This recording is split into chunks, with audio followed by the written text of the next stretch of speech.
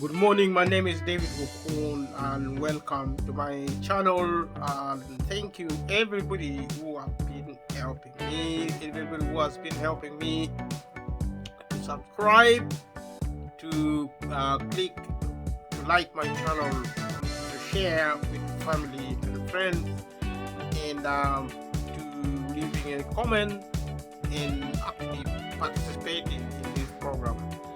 We began this program a few months ago, and we have been talking about the cost of living.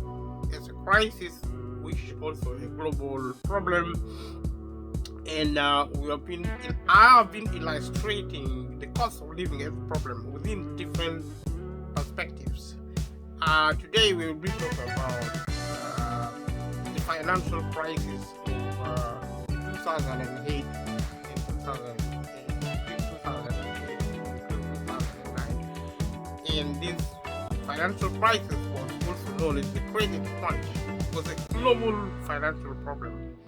It was a crisis affecting the economy of the globe, and also a crisis affecting individuals, but mainly affecting people who are poor economically. Normally, when there's a crisis, the people with money are able to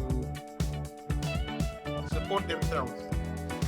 People who work for a living, who are the majority in any country, I live in Britain, and here in the UK, normally we depend on employment, and we depend on different help from the government.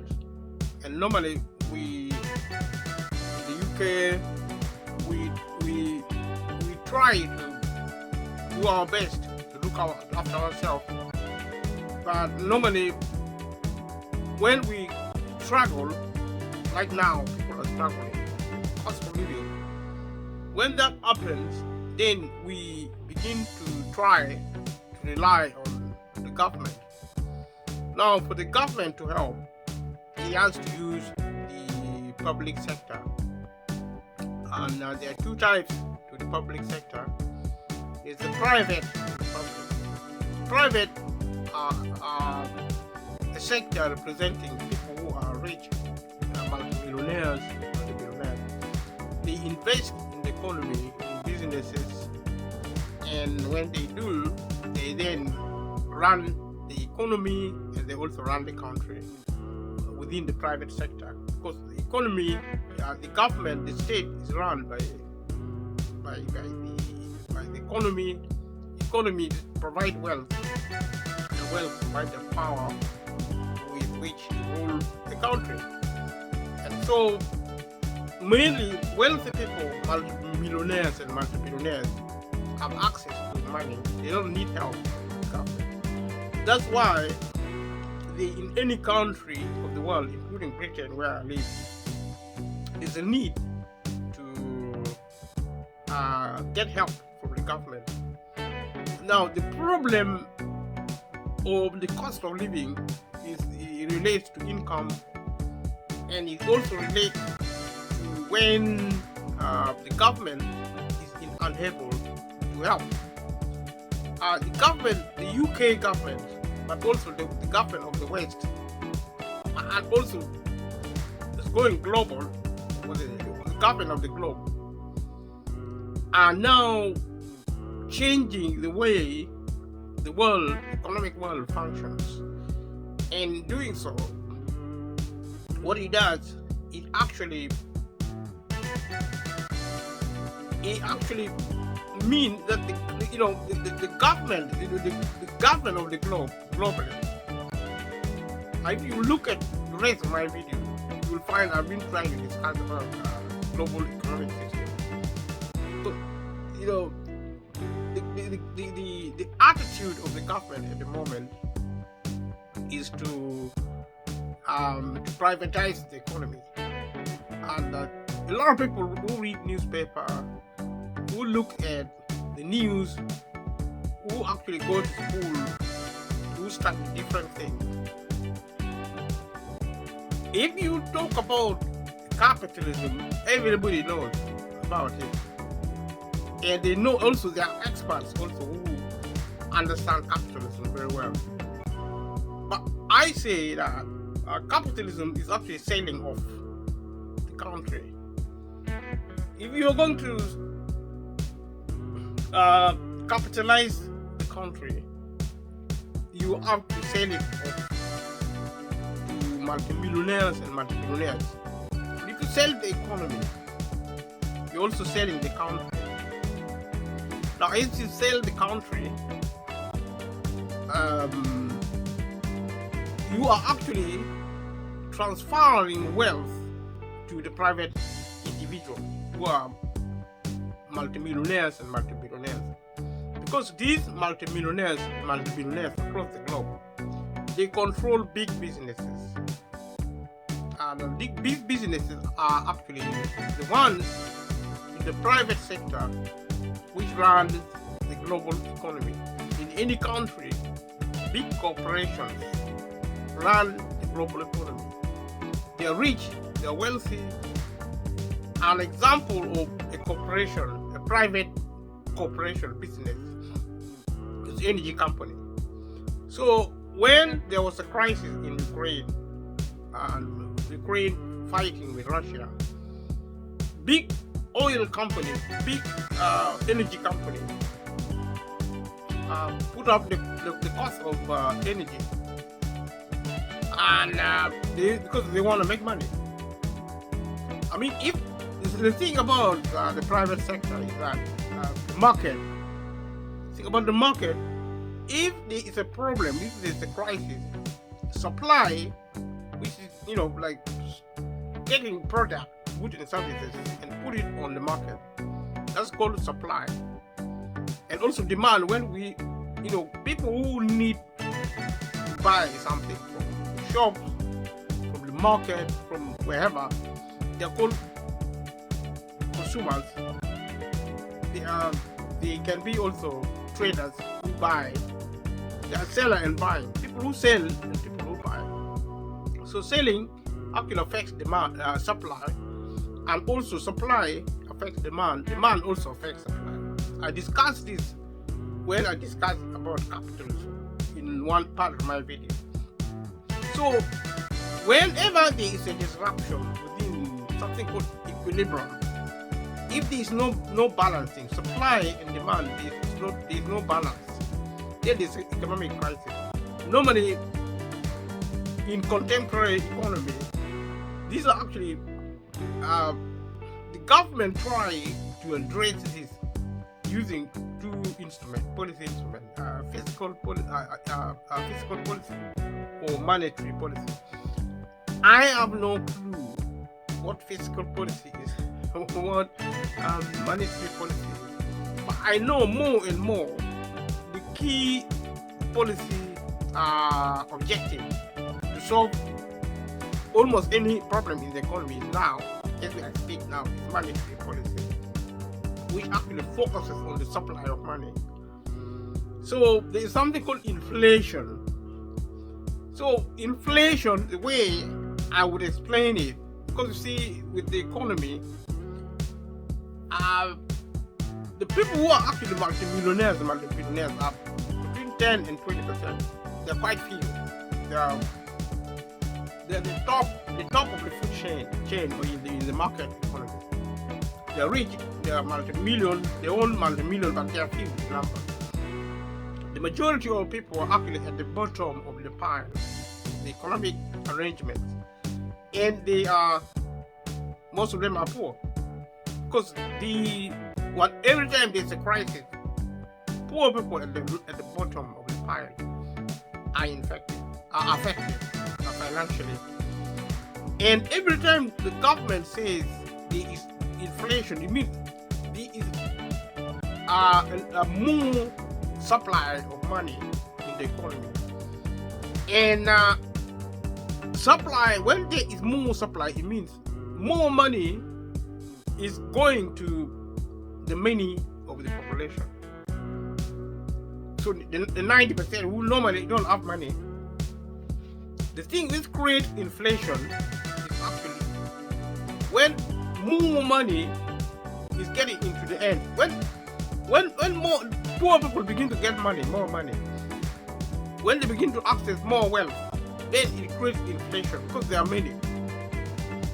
You see, the structure of the economy is such as to allow only a few people to have wealth.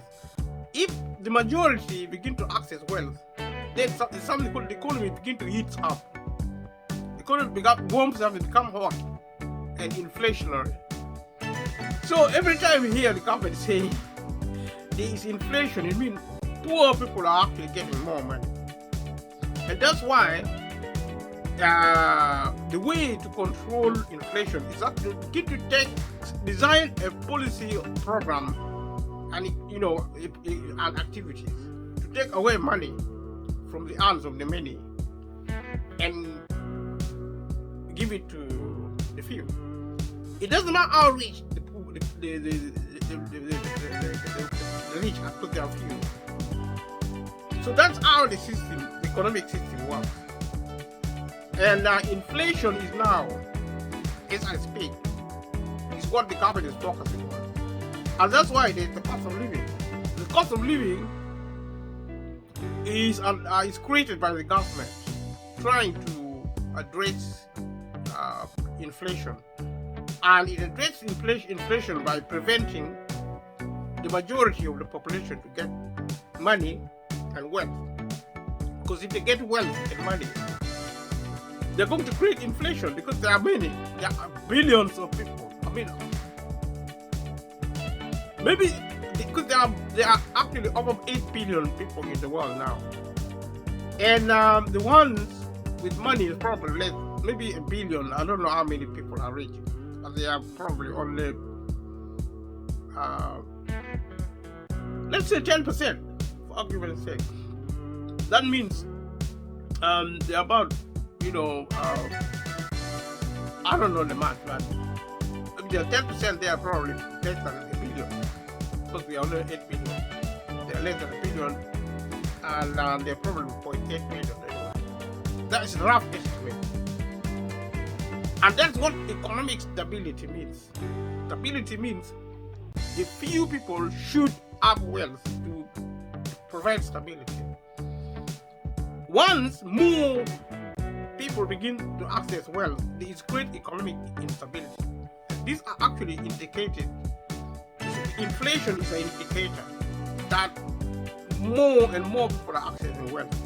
So the cost of living is affecting. That's why the cost of living is affecting the majority of the population who are not allowed to access wealth. Because if they are allowed to access wealth, it's going to create inflation. It's going to create economic instability. And I want people to understand this, to know why they are suffering the cost of living. And if you know the problem, you're more likely to deal with it directly or indirectly, physically, emotionally, psychologically, financially. I mean, if you try to work hard, you know what you're trying to deal with. And that's why I've been trying to explain so that people know. Because if you understand the problem, you can solve the problem. And I believe that the system is weak against the majority of the population in society. But and it is a very dangerous system, it's very violent. And it's going to create a lot of problems. What I would say, if we don't deal with it sooner or later, because the problem is so bad, people are going to die. It's going to create a lot of destruction. And people are going to lose lives. If you lose your life, it means you are dead. If you lose your property, it means you are poor. A lot of people are losing a lot of money, a lot of. It doesn't matter how much you work, because government is controlling wealth. That's why the government does not pay you enough. The minimum wage in the UK is only about £10 an hour. For people to get out of poverty, you need about at least 30 pounds an hour. You need somebody to be getting around between 30 and 40,000 pounds per annum. It's a minimum. But if that is done, the government is afraid it's going to create economic instability because more people will start getting wealth. So money is actually, the poor are actually created by the state. If the government didn't create, the state did not create the poor, nobody will be poor because there's a lot of wealth. There's so much wealth in the world. Like a country like Britain is so rich. It's the 6th richest country in the world. America is number 1. You know, Russia, even Ukraine is a developed country. And Africa, there's a lot of wealth in Africa now. The government, the global government, their method of controlling the population is to prevent them from accessing wealth. So they use wealth as a weapon of control. The reason they want to control people is that they want to rule over people. They see the system is designed for rule. And they don't rule over animals, they don't rule over nature, they don't rule over outer space. They rule people. And this is a problem. Rule, the only thing responsible for war and lack of peace is actually rule. And rule means a few have actually conspired to rule over the many. And they use wealth, they use the economy to control the population. If you don't control them, you cannot rule over them. People want to be free. Rule is wrong. It's an offense. But it is actually legalized offense. So it is treated as if it is not offense. But in terms of peace, it is wrong. It's a type of offense. It offends actually the principle of peace. It may not offend the principle of the law because the law is set by the ruling class. And by nature, the law is actually, the purpose of the law is to make sure the ruling class actually stay in power. And the people who are actually rule over stay out of power. Because if you allow many people to access wealth and power, you cannot rule over them. And people rule over one another. I'm not saying the poor people are different from the rich people, because rich people are the rulers. Poor people are the slaves. Because if somebody rules over you, you are a slave. And that's the meaning of slavery. The law may not describe it like that, because the law is trying to conceal the truth. The law is corrupt in that sense, because it's not telling the truth. It may deal with certain facts, but it creates its own truth, which is actually false. That it is okay for certain individuals to rule over others. And the entire legal system is designed to actually misrepresent the truth. Because the truth is that it is wrong to rule by a certain individual. People should not rule over each other. It is wrong. But this actually doesn't feature. The law actually teaches people that it is okay to be ruled, the government should rule over you. Although there are other principles and theories such as democracy. Democracy can only exist if there is freedom. Freedom can only exist if people are free from the ruling class. If somebody else rules over you, then you cannot be free. And if you rule over other people, the rulers, are not free, because the rulers are always afraid of the slaves.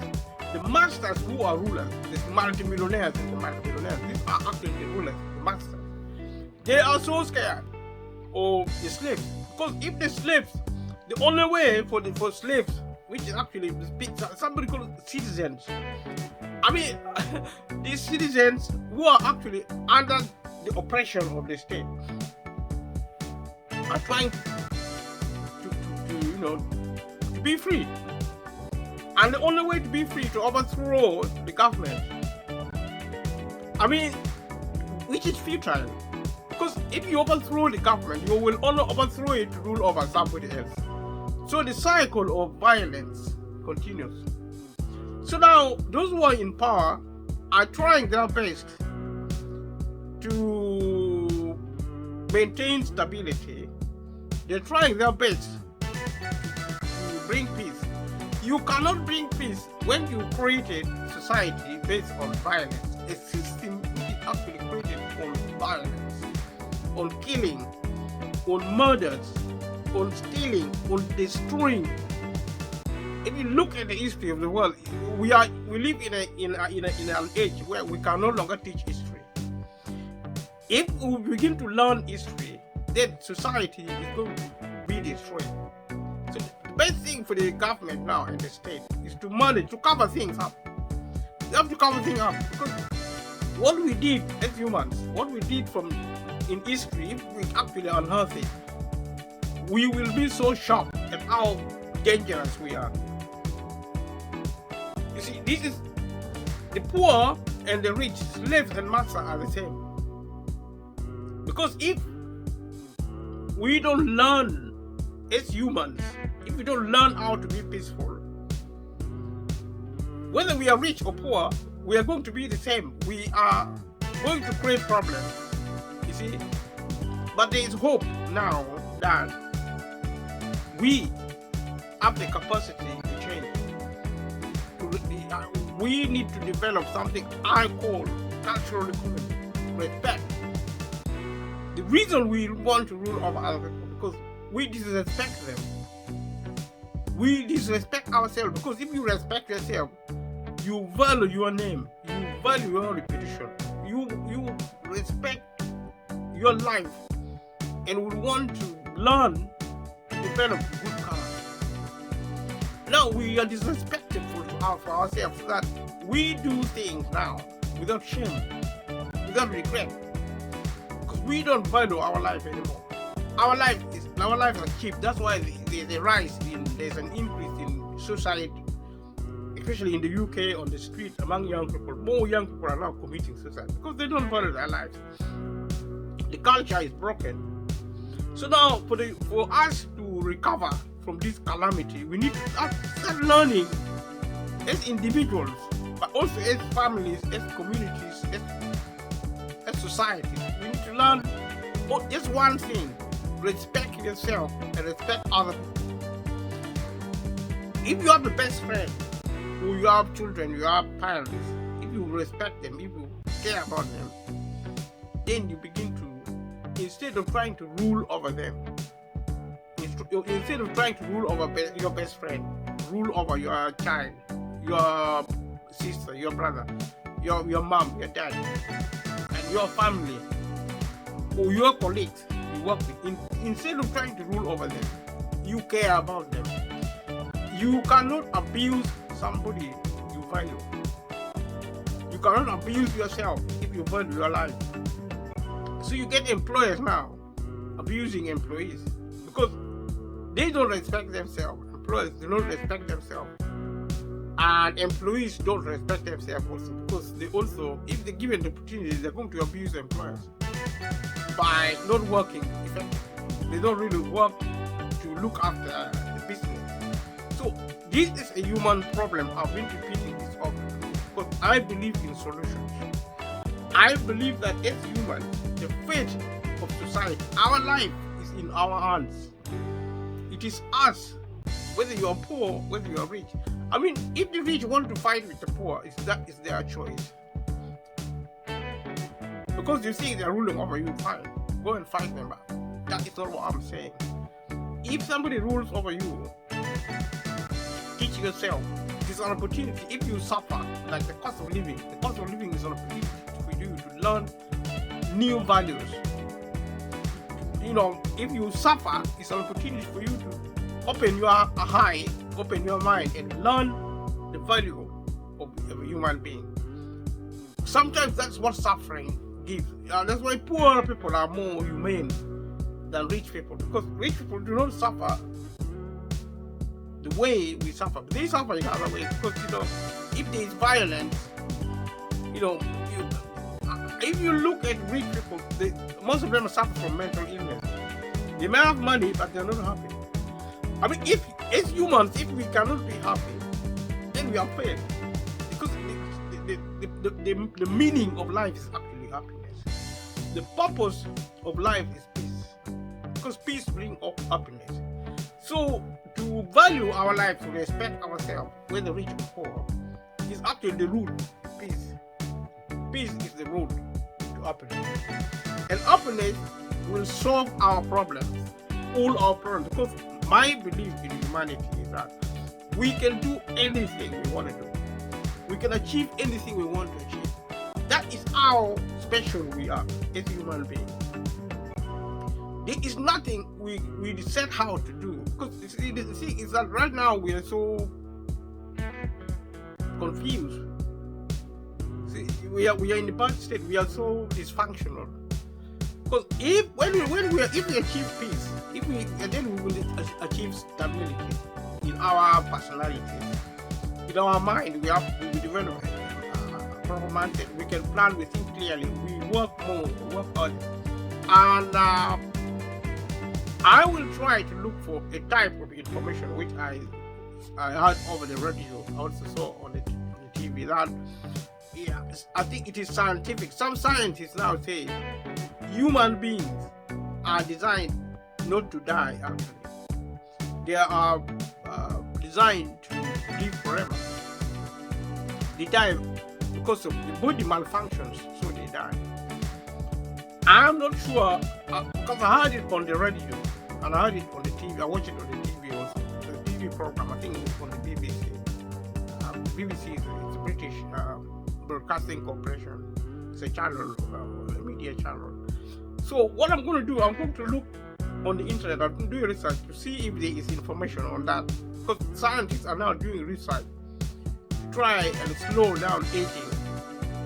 And if you look at the problem and at the program called Click, it's a program. I saw it on Click. It's repeated many times. It is possible actually the scientists are now working to try and slow down aging and maybe stop or even reverse it. I mean, if that is true, then it doesn't surprise me, because I think human beings can do anything. I think something in the history went wrong. Maybe an infection from nature. Something happened to us as humans. So it actually a disease. It created whatever wrong happened in us, maybe genetically, maybe environmentally. Something actually happened to us so that we begin to malfunction. That's why we grow age. We're always sick, and we suffer stress, mental illness, and we're not supposed to be like that. Human beings are supposed to be perfect. And I believe we can achieve perfection in the future. Maybe 100 years, 1,000 years to come. Maybe I believe that if we start thinking correctly now, because the thing about our mind is actually in our head. In case you are wondering, our mind is the head contains our minds. And if you look at me, the body is carrying my head. So all my body is serving my head, because everything comes from there. We think, so see, we produce intelligence by thinking, and what we can do with our minds is endless. In my belief, if we can repair the damage and provide healing, maybe through technology, through science. I believe we can achieve that through science and technology. We can find treatment where we can really repair the damage, if it is genetically, whatever. The body and also our life we can do anything. And that is a sign of hope. And that's why in this video, I'm requesting everybody who is watching this video never to give up hope. It doesn't matter how bad things are. It doesn't matter how bad the cost of living is affecting you. There is hope. We may not achieve everything now because we're going to grow old and die.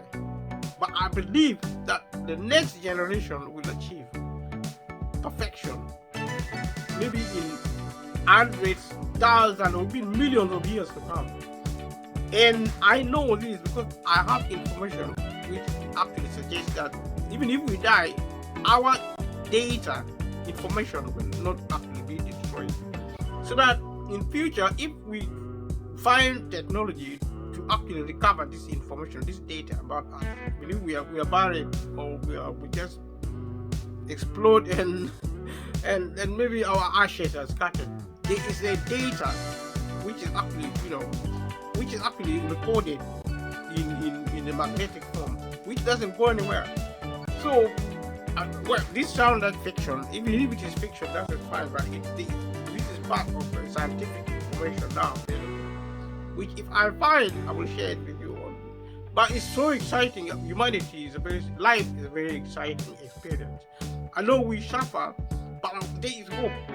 Even if we die, I think the future generation can bring us back to life. It's not like what you used to see, what you used to hear in churches, what you hear in fantasy films, in maybe fictions and fantasy and things like that. But I believe this is actually a reality. It is real. It's possible because humans are designed to do anything, and you see, you have the right. If you talk about human rights, your capacity to believe in humanity, that is actually the only right. The only human right we should have is actually the right to believe ourselves. Believing in ourselves is being able to do everything. We may be limited now, but in the future, I do believe that people who have died in the past will come back to life through science and technology. I believe that because there are signs now, scientific signs, that this will happen if we find the right means, technology, to develop the right science to do this. And I've actually labored this point because I will be repeating it also, so that we don't give up hope. As a people, we need to live together. I know there is a lot of problems. We suffer a lot. We face so many challenges, and so many things happen to us. We are victimized by our fellow humans. Even nature is so violent. You see the wind, because if we can be corrupted as humans, if we can be corrupted, then the animals are even more corrupt. Because the same thing which happened to us humans, which impacted on our lives, we don't know why we die. But scientists believe that we are not designed to die. And there has been scientific experiment to prove that you can extend the lifespan. They already tested it. They are trying now to find a means of slowing down aging, to stop aging, to reverse aging. If aging is reversed, and if other things are also invented to prevent us from dying from diseases or from accidents. I mean, somebody shoot your head with a gun and it regenerates within seconds. I mean, you're not going to die. Because people die when the body fails to support life. But if we can find the technology to regenerate the body very quickly, that means we will come to an age. And if we also can retrieve information data from people who died in the past and bring them back to life and teach them peace. So, if we are able to do that at the physical, which means at the emotional and the psychological, we can also teach ourselves now. We can start the process of teaching ourselves to change the way we think. We think peace, so we have the power of our mind. I believe that very strongly. If we choose to do the right thing, choose to value our life, if we choose to provide solutions to problems, other than waiting for somebody else to solve our problem. And right now, we may need help from the government, but we need to start developing a mindset that we can come together as families, as communities, to help ourselves. This is actually a very practical suggestion, because like I said in the other videos, I'll say that the government have changed the way it work with us, especially people who used to depend on the government, and with maybe employment, healthcare, roads, transportation, transportation on the road, rail, in the air, on sea, all these actually all these facilities are available because of government, hospitals and schools, housing, and also security. But also there are other issues like what we have in the developed world now. Things to do with immigration is a major problem. It's a security problem because a lot of people from poorer countries are coming to wealthy regions of the world. But also it is a lot of displacement within a country like Britain. People are actually believing in change. People who are poor are actually hoping to become rich. But wealth alone does not solve one problem. But wealth is what we need is an emergency. That's why the cost of living is an emergency. If you have an MP in Britain, if you have an MP in Africa, in any other country, as families, as communities come together and speak to your members of parliament, especially in India and the UK, and also in the Western world, and in other parts of the world, come together as a community. If you are many, if you are united, your voices will be heard. Even in the UK, because in the UK we are taught to be individuals. You don't speak to your neighbor, and that's why the government can do anything it likes. The government doesn't listen to you because you're divided. You call each other strangers. So calling each other strangers, if you speak, there are nearly 70 million people in the UK, and 80% of these are actually poor. They need help from the government, but they're divided. They speak as individuals. Individualism is a good thing because you can express yourself the way you want. You can, do whatever you want. But sometimes, if you are in a problem, you need to acknowledge that we have a problem. Let us come together. Let us unite, so that we can speak together to our MP. You put pressure on them. It's called lobbying. That's what the MPs are there for. That's the idea about it. You speak to your MP. Let your MP put pressure on them. Let them speak to the government. Put pressure on the government. If nurses are demonstrating, and then we should write letters. Everybody in the country should write to your MP. Because the problem with demonstration, people have to go to work. So you can't demonstrate. You have to go to work. If you don't go to work, you're going to lose your home. See, you can't have a livelihood. So the government make sure that people get enough. You don't get much more money because you have to be working all the time. That's why the government is now withdrawing benefits. If you don't work, it's so hard now to survive. Because in the past, government used to help with money and with housing, with healthcare. Now you cannot see your dentist. Now you cannot see your GP. The government is closing the public sector down. The help being given to people who need help is now going away. The government is stopping that so that it can now control people, because it's about control. You see, if you help people, people will have power and they're going to give you headache. And they're going to restrict access to information like internet. If you look at the news now, the main media, like the BBC, and also if you look at debates in parliament, they only talk about the internet, social media, because they are afraid of social media. Social media was used to collect our data. Now they have our data. They want to shut it down because they have our information now. You put everything on the social media, the government really have it.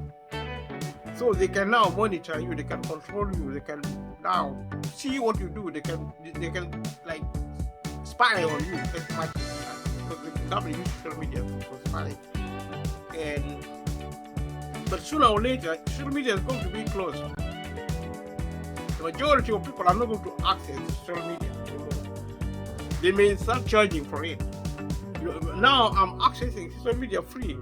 All I have to do is put internet. That may increase the cost of the internet, so that only the ruling class can access the social media. Social media will now be used to control those who are poor. They will give you enough for them to monitor you, so that they can spy on you. They can see where you're going. If you're going out, if you're going to the bathroom, if you're going to the bedroom, if you're sleeping, they can monitor you if they get the technology. And technology, in that sense, is going to be used for violence. And that's why every progress we make, every wealth we create, every technology we develop, every science we establish, we shut up. If we are not peaceful, we are going to use it for destruction, and it's going to speed up the process of our destructiveness. And the first people we destroy is actually the fellow humans. And if we don't address this, one day there will be an accident, and all the poor people are going to go extinct. The 90% can all go extinct in a catastrophe. Within 5 years, you will only have 10% of the population left. And it can be accidental. It can also be by design. You don't know what is in people's head. You see, especially these days, some people are no longer normal. I mean, there are people living in the world who are totally insane, and they are accessing a lot of power through technology, viruses, and weaponizing everything, weaponizing food, weaponizing energy, weaponizing hospital, weaponizing money, name it. Everything, even the clothes you wear, the food you eat, will be weaponized. Even nature, viruses, bacteria, and water, the air, and even things in the space like the sun, like the weather, like the climate, can be weaponized. The flood can be used as a weapon of destruction, of mass destruction. The sun can be used as a weapon of mass destruction. You see, you will see fire burning in the forest. There will be flood, tsunamis being weaponized, being used as weapons, as we see in the movie. As we see it in the movie, we may begin to see it in real life. So what are we going to do? People will go extinct, and a group of people, a few people who may think that people are hating, they can kill everybody. And when they finish killing people, they are going to be so bored that because life is going to be so sad that they're going to commit suicide. So humanity will go extinct. So we have to be very careful what we put in our head. If we put a lot of negative information without actually providing hope, we can analyze problem, we can actually identify a problem and discuss it. But in the end, we have to show that there's light at the tunnel. And I believe in hope. I know things are so bad. Things are so bad now. Extremely terrible. Actually, with the cost of living is a sign. And it's not going to go anywhere. It's a crisis. That's why I am going to be talking about different incidences, crises, including I spoke about the war in Ukraine. I spoke about, COVID-19, Brexit, and there are so many other issues. Now there's something called ULEZ. It's a policy in the UK called ULEZ, and it's there to kind of like manage pollution, prevent pollution. There are some, policies to do with managing traffic congestion, and all this great problem because it costs something. It costs the poor do not have money. And every time the government put up policy to persecute poor people, and it's like wickedness. You see, the Bible says there's no peace for the wicked.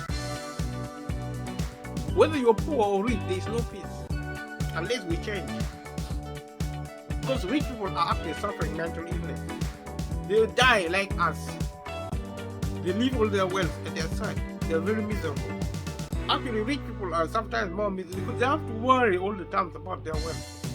They are so resentful about life, and they are right. Because you are so rich, you have billions, hundreds and thousands of billions of dollars to come. And it's not going to prevent you from dying. You're going to die. You don't know what death is. I don't know what death is at all. But all I know is that I'm going to die because I'm growing old. And if I'm lucky enough to stay as healthy as possible, I'm going to live long. Maybe 80 years, 90 years, 100 years if I'm lucky. But by the time you're 90, 70, you just know it's a matter of time. But even if you're only 1 year old, if you're 2 years old, or 5 years old, and if you're a child, you can die. And that is one thing. And people actually suffer from stress, from pain, physical pain, mental pain. Money does not take that away. You are worried, you are hurt, because money does not give you love. Love makes people happy. You rejoice. It's a great source of peace, great source of happiness. Money doesn't make you happy. It helps. It helps. It actually. It kind of like make. I don't know, because if you get money, even if you're gonna get £50, I'm in the UK, we use pounds. You get £500, 50,000.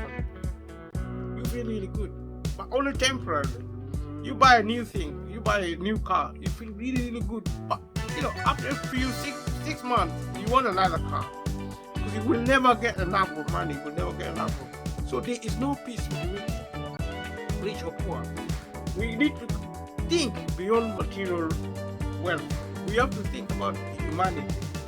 We have to repair the damage done to humanity. We need to change the way we think. We should stop treating people like strangers. Every time we go to war, we are fighting humans. There has never been a time in my generation, or also in history, perhaps also in history, where people congregated.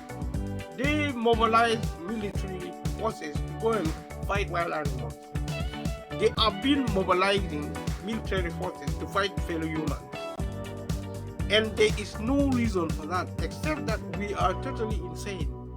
Because if somebody is a German, if somebody is Russian, if somebody is a Ukrainian, they are human. We are supposed to live with them peacefully. We are not supposed to. And right as I speak now, the government is investing in military equipment, jet fighters, submarines, artillery, bombs. Weapon of mass destruction is being developed now. Even worse, actually, if my imagination is right, then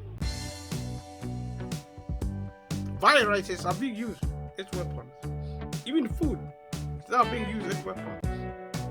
Everything, even the vehicle we use, will one day be used as weapons. Because with artificial intelligence, driverless vehicle, the car may be infected by virus when you're in it, when you're in the car won't stop. It will just keep going, and it will crash with you in the car, and you will die. I mean, it's malfunction.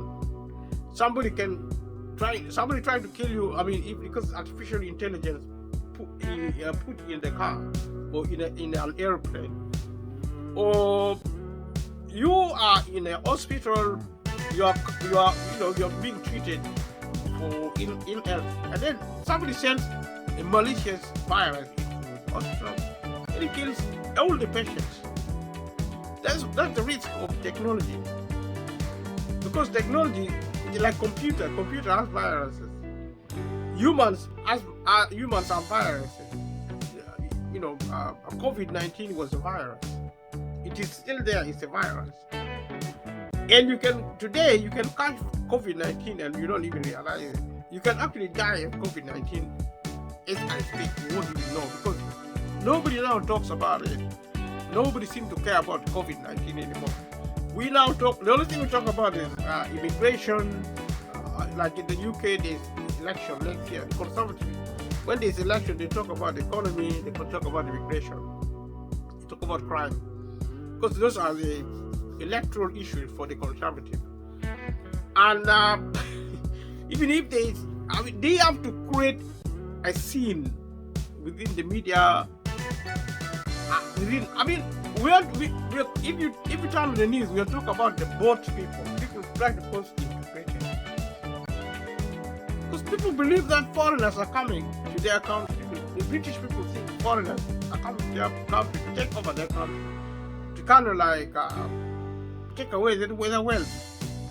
Men think foreigners are coming away to take their wives. And wives are thinking foreign women are coming to take away their husbands. Or maybe trying to steal their children. Or maybe they are trying to eat their cats and dogs. So there's a lot of fear to do with foreigners. Xenophobia. It's called xenophobia. So the Conservative Party uses that as a political weapon to scare people into voting. If you don't vote us, the foreigners are coming to destroy your country. The reason you don't have much benefit, can't take your children to school because foreigners are taking away your money, and that is not true. But because if you need something is a lie, if you repeat it over and over and over, and these people are trained with advanced skills to brainwash people. Even I live in Britain, I'm a foreigner. I live in Britain, in the United Kingdom. I'm a foreigner, I'm from Africa. But sometimes I believe that it is wrong for Africans to travel to the UK as immigrants because they're coming here to create problems for us. They are coming here. I personally don't think like that. Because, but some people probably think if foreigners, even foreign people who actually immigrated like myself, sometimes some people might even think that if more people come here, it's going to create even more problems because we don't have enough resources. We have resources, except for political reasons. We are being prevented deliberately from accessing resources. There is enough resources for everyone in this country, and more. Everybody in this country can access enough, and without even making the rich millionaires and the billionaires poor. In other words, all the millionaires and the billionaires can keep their wealth. At the same time as all the poor people can be lifted out of poverty. It can be done within the 6 to 12 months in any developed country in the world. The reason people live in poverty because of ignorance. The government is ignorant. The state don't know what they're doing. They don't know because they allow fear to control them. They are afraid that people will. I make it sound a bit like a conspiracy, but to say it's a conspiracy is not right. I don't think it's a conspiracy. I think people are just mistaken. People in government are mistaken. The ruling class are mistaken because they're afraid that the poor are going to invade them and take their wealth. Maybe they are right up to a point, but the kind of obsession, the kind of a phobia, which has now turned into a form of violence, is more dangerous than the reality. Because the reality is that if you merely lift somebody out of poverty, they are not going to be a threat. But if you allow them to get more money, then they will be a threat because people are uneducated. To me, uneducation simply means we are poorly educated. We do not understand peace. We don't live peacefully. You may not believe what I'm saying, but almost all the problem we have in the world because we don't know how to live peacefully. We are so violent. Poor people, children, disabled people, even our dogs living with us are now becoming more and more violent because they learn from us as well. As animals, our cats are becoming acting weird. They learn bad habit from us. I mean, I am not saying I am not an animal, but the animals we live with, the domestication one, we can understand their behavior. Maybe the wild animals are also coping us. I don't know. We don't live with them. But I see them to be violent. So we say society, including nature, is malfunctioning. So I believe that we humans we are able to get a solution to solve the problem of malfunction. Because society is malfunctioning, nature is malfunctioning, and humanity is malfunctioning. And the best way to deal with this is education. We need to learn how to live peacefully. I have already provided a proposition in terms of the ingredient we need. The ingredient is actually respect. Because I have thought about this and concluded that if you respect yourself genuinely, because you have to learn to respect yourself. Once you have actually learned the habit, developed the habit of respect, then you begin to behave well. That's why in society today, some people are, in the basic sense of the word, we are all bad people. We behave badly all the time because of the way our mind operates. Our mind is corrupted. It's malfunctioning. Everyone, because we get depressed, we get worried, we get angry, we get violent, we begin to fight. We can actually fight to death. You get two people beginning to fight. You punch somebody. If they don't punch back, you still punch them. Until you stop. You can punch somebody until they die. You may punch them only once. By accident, they will die. So people are like that. The more you get used to violence, if you start fighting today, in 6 months you'll probably be fighting every day. Because if you develop the habit of violence, physical violence, mental violence, psychological violence, emotional violence, verbal violence. You see, all these are actually sets of behavior arising from the way we think. It is our belief, what we believe in. If we believe our neighbor can kill us, we are so afraid. If you walk around your neighborhood, sometimes you speak to people, they don't answer, they're so scared. It looks as if they are monsters. You sometimes look at people, you think they are monsters. They are so afraid. You see, they are so resistant. If you try to kind of make friends, they can come across as being very rude because they're trying to defend themselves. People are so scared. I don't know what we're going to do going forward 100 years from now. How we're going to survive. We are so afraid. And we can begin to change the way we think about ourselves, about other people. We need to learn to live peacefully. And I've been repeating this message over and over and over because I think it's so important. If there is any value to assign on this channel, then we have to really focus on humanity. The cost of living is a humanitarian problem. It's created by humans. It can be solved by humans. We can start a baby step now. Try and solve the problem of the cost of living, bit by bit. My purpose of using different dimensional crises, such as the financial crisis of 2007 and 2008, these are actually crises. So the cost of living is also a crisis. The crisis is a feature of the economic system. That's why I'm talking about different types of crises. Brexit, And if you watch this part, and thank you so much. If you watch early, stages of the video, thank you so much. Please subscribe to my channel and leave a comment below and click like. And I'm going to stop here. I know I didn't go through the material, but I'm explaining to you that part of the reason we are facing the cost of living as a crisis because of the financial crisis of 2007 and 2008, which began in America and spread all over the globe. There are other crises also, including the war in Iraq and the war in Afghanistan, but also accumulated crises from the past. The Second World War, the First World War. You can talk about all sorts of crises within the timeline of progress.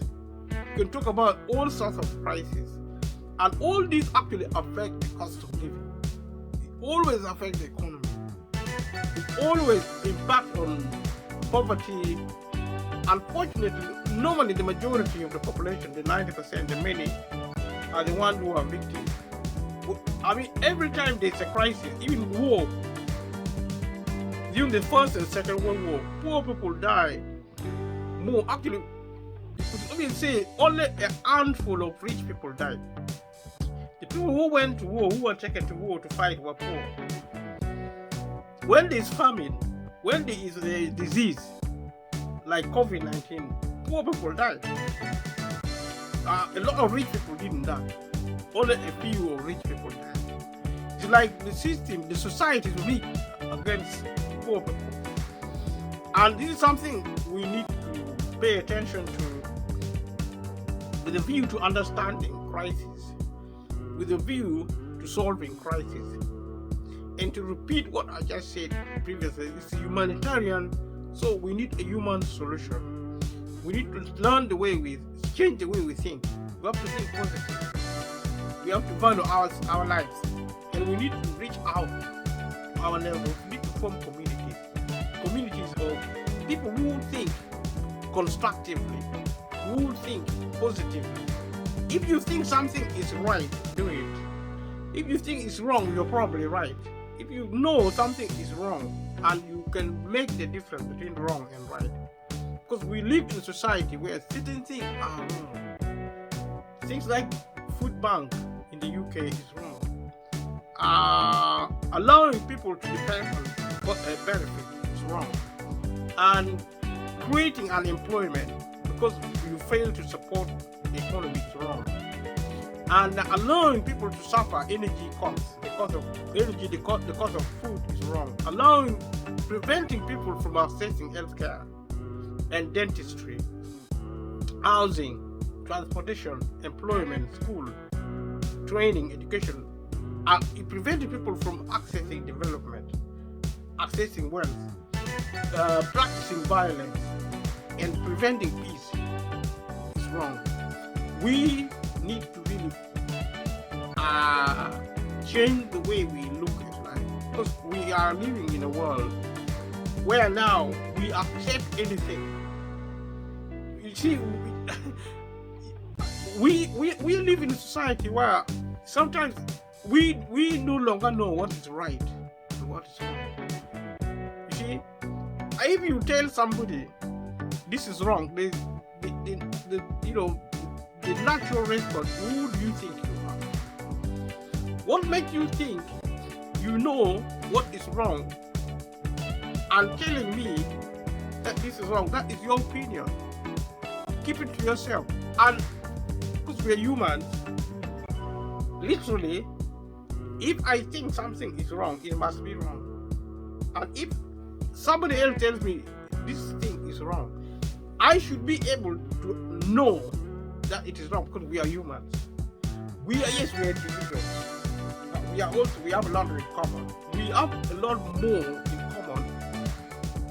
Today we live in a world of individualism.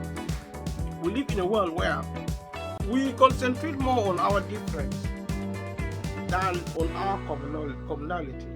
We have a lot more as humans, black or white. If you take a black man's blood and compare it with a white man's blood, it's the same. The human blood, male and female, we are the same. Children and adults, we have the same blood. Our DNA, human DNA, we can identify as humans. So we have a lot more in common. If I think something is wrong, the likelihood is that you should be in a position to also know that that thing is wrong or right.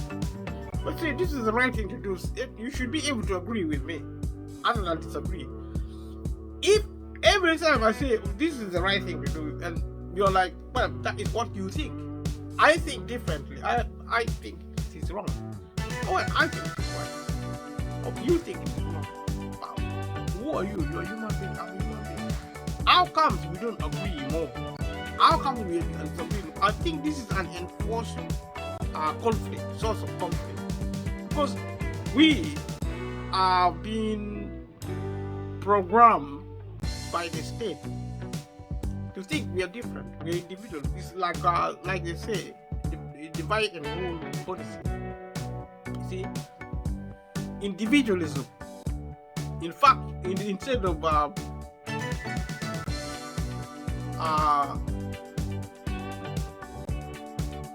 commonality, so we teach our children to be individuals, which is good because we have to bring out our individuality. But we need to live together. We have to unite. We cannot live alone. I mean, people are now living alone. People think about themselves unnecessarily more than thinking about other people. Because like me, Jimmy, everything is me. We don't stop to pay attention. If you walk on the street, you can pass by, and somebody walking past may not even recognize. They may not realize you are actually there. And this is a mindset, and also the kind of behavior is the habit we are operating. It's becoming our character. So, even with your neighbors at work, in school, you're strangers. How can we be strangers if we get to be humans? It's a contradiction in terms. It means something is wrong with us. You see, we are malfunctioning. So we need to change. To actually change the way we think. We are humans. You see, we have to care about our lives and care about other people's lives. Whether we're in government or in families or in communities or in society. We are our brothers and our sisters' keepers.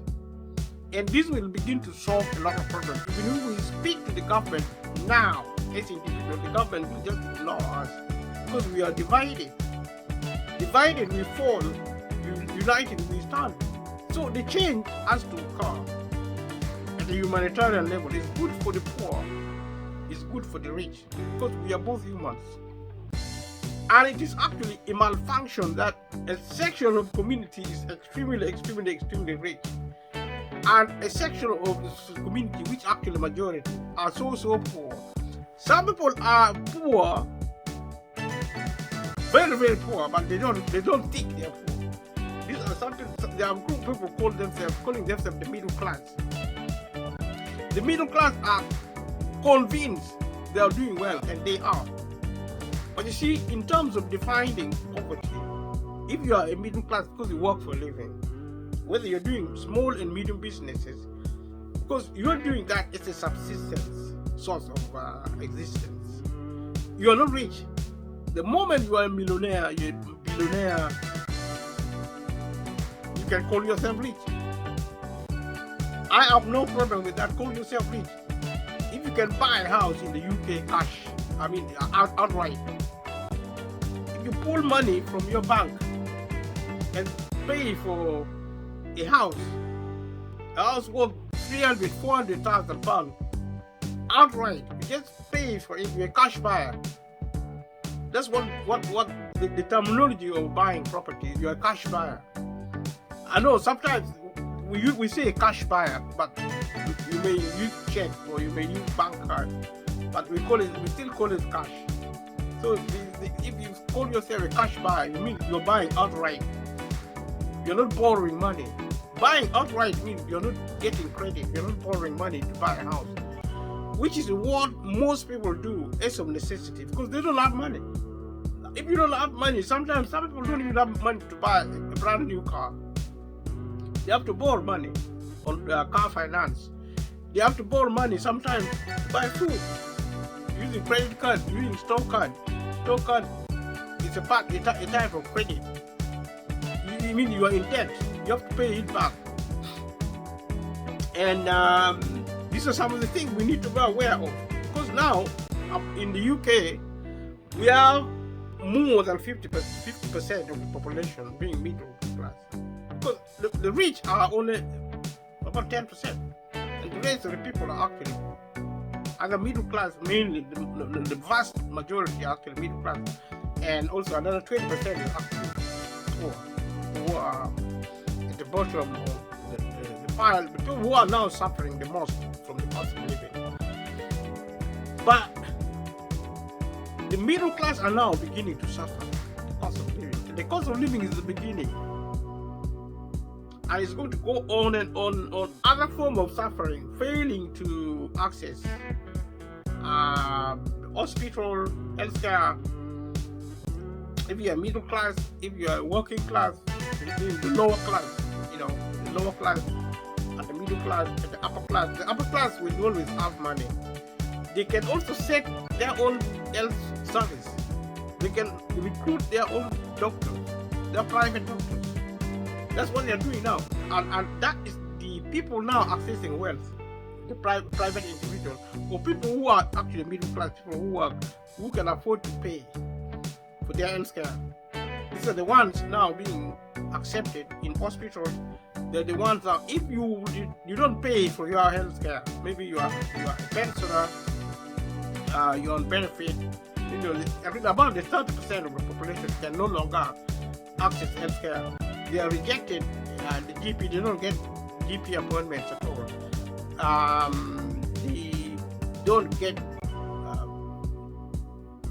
They don't get dentistry. You can't register now to a dentist if you don't pay for your health care. I mean, it doesn't matter if you're poor and you have money, but if you're on benefit, you're not allowed, you're not accepted anymore. Or if you're under a special government scheme where you don't pay for you are not allowed. You don't access healthcare anymore in the UK, and that is replicated in America, in the developed world. If you get it, you have to really. I mean, imagine you are sick. You are very so sick. You can't even get an ambulance. You fall on an ambulance. The ambulance are not going to come. You see, that's how bad it is happening like that because the government has cut public funding and it's happening transportation, and it's going to get worse and worse and worse in terms of wealth and access to wealth. So people will start dying in the hospital, and I hate to say, some hospitals will start killing people to save money. That's how desperate people are going to be. This is something I wouldn't want to say, but it is the fact. Some doctors are going to start killing patients. Depends how they think. Some people actually, because they are so frustrated, they don't want to see patients suffering. And some doctors may begin to think, maybe if we'll start killing patients so that they rest in peace. They are trying to help by killing. Not that it's because they are so stressed. Some doctors can be so frustrated, and public, especially in the hospital and also dentistry, or even in other areas, maybe in hostels, in care homes, people will be killed. So that people will be so frustrated because they cannot help. They may begin to think, maybe if they kill people, they're going to rest. And that is going to be illegal, and it's going to be wrong anyway. But the government may also give them power. If you feel somebody is suffering too much, help them. They're not going to say kill them. They might say help them. Actually, there is euthanasia arguments going on. There are some elements of power now being given to doctors, like stop feeding people who are terminally ill, and maybe stop, don't resuscitate them, don't try to revive them. In certain areas, these things are now creeping, and if you look at what might be happening, and you don't know, if you give such powers to clinicians, you don't know their motives. They may be really feeling, this person, if they die, at least they're going to rest, and they will honestly believe they'll help. Assisted mercy killing. It's called mercy killing. Mercy killing in the hospital, in other areas of life, may increase, or even in care homes, or even, I don't know where else. People can be taken to concentration camps, and they can be, if you are homeless, if you cannot afford food, you can be sent into the concentration camp to live there. And out of the kindness of people who provide food, they don't want you to suffer. They are going to help you rest in peace. Whether you're going to rest in peace or not, I don't know. This is my thoughts. I'm not saying it's happening. I'm not saying it's going to happen, but it's a risk. If you think about it, I mean, where are people? If the government doesn't help people who cannot help themselves, because with the coming of the machine, the middle class are going to disappear. Because you are middle class because you work, and you are also small and middle business. Small and middle business are going to close down. Employment is going to disappear because of machine, artificial intelligence, nanotechnology, 3D printer, and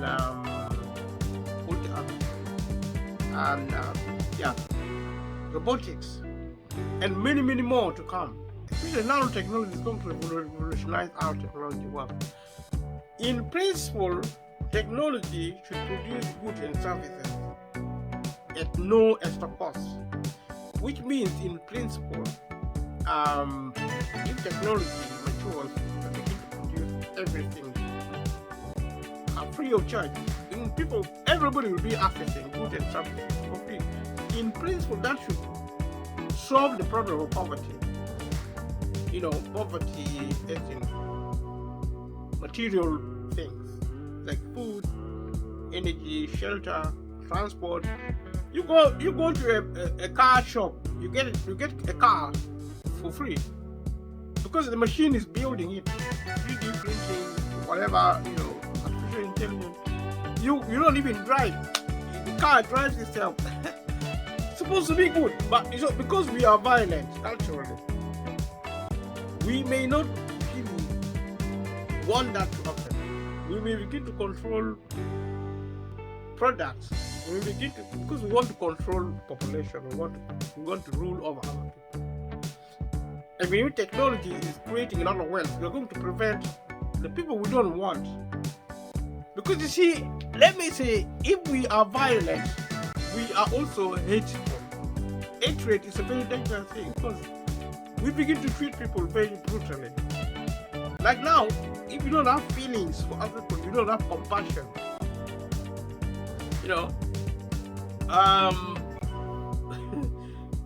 If people are suffering and you don't feel compassion for them, then you're probably worse than an animal. Because animals are compassionate to fellow animals. If a fellow animal is crying, they all they feel emotions. And sometimes as humans, we can actually train ourselves and block the emotional aspect of our life. If we begin to behave like a machine, people die. People are dying. We are busy eating our meals, eating food as if nothing's happening. And our senses are being dulled, even by the media. If you watch certain movies, people are dying and we are busy having our party. People are fighting, they're killing each other, they're just sitting and enjoying. As long as we are not selfish. And humans are not supposed to be like that. And this is a risk we need really change through education. And that's part of the function of my video. And subscribe to the channel, support it, and let me know what you think. I'll be talking about this thing because it matters to me, it matters to everybody. Thank you. Bye bye.